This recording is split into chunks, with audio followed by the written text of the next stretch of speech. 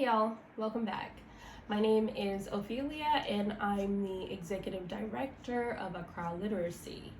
And today I bring you the 5th episode of our Read Aloud digital series.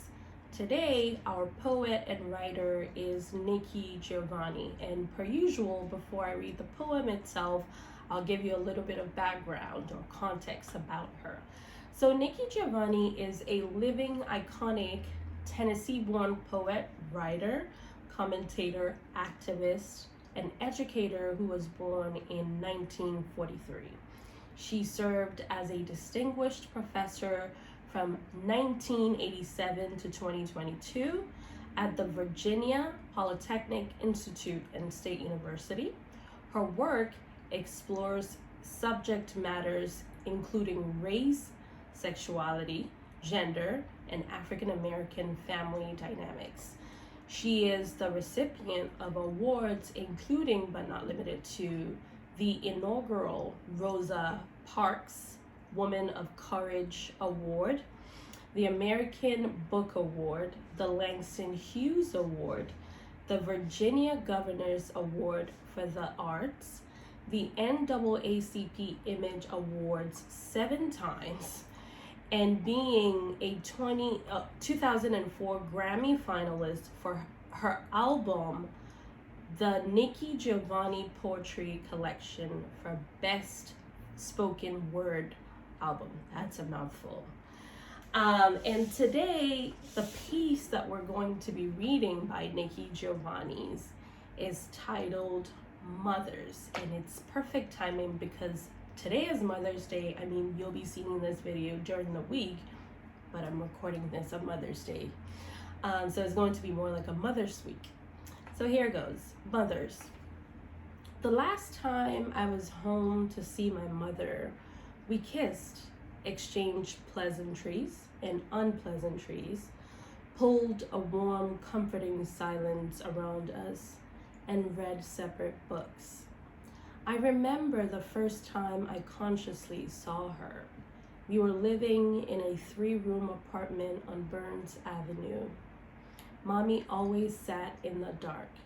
I don't know how I knew that, but she did. That night, I stumbled into the kitchen, maybe because I've always been a night person, or perhaps because I had wet the bed. She was sitting on a chair. The room was bathed in moonlight diffused through those thousands of panes landlords who rented to people with children were prone to put in windows. She may have been smoking, but maybe not. Her hair was 3/4 her height, which made me a strong believer in the Samson myth, and very black. I'm sure I just hung there by the door. I remember thinking, what a beautiful lady. She was very deliberately waiting, perhaps for my father to come home from his night job, or maybe for a dream that had promised to come by. Come here, she said, I'll teach you a poem. I see the moon sees me. God bless the moon, and God bless me. I taught it to my son, who recited it for her, just to say, we must learn to bear the pleasures as we have borne the pains. Such a beautiful poem. Now, why did we choose to highlight this poem? So one of the reasons that we chose to highlight this poem for today or for this week is that the poem poignantly reveals the profound experience of seeing our parents as flawed, vulnerable individuals, fully human, with emotions, imperfections, and uncertainties. And the speaker reveals this in lines such as, I remember the first time I consciously saw her. Her hair was 3/4 her height, which made me a strong believer in the Samson myth and very black. She was very deliberately waiting, perhaps for my father to come home, or perhaps for a dream that had promised to come by. I love this line.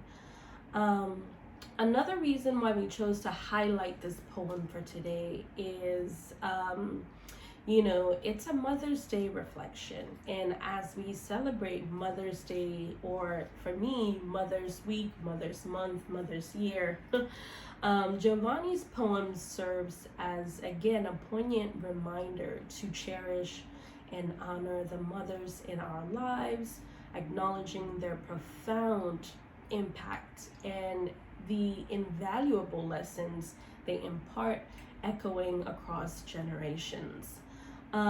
Additionally, I think that this poem serves as an intergenerational connection, passing down, the passing down of a poem from a mother to a child, as the speaker does in the poem, underscores the timeless bonds between generations, resonating with the tradition of passing on wisdom and love through oral traditions.